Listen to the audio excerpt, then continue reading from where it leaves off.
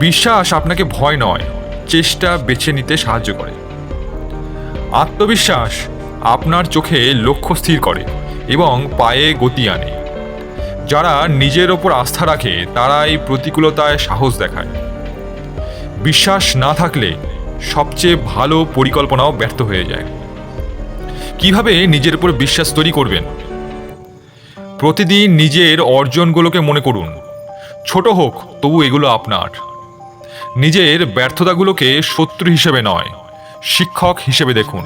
নিজেকে ইতিবাচক মানুষের দ্বারা ঘিরে রাখুন, যারা আপনাকে অনুপ্রেরণা দেয়। ভয়ের পরিবর্তে চ্যালেঞ্জ গ্রহণ করুন। প্রথমে পদক্ষেপ নিন, এতে দেখবেন বিশ্বাস জন্ম নেবে।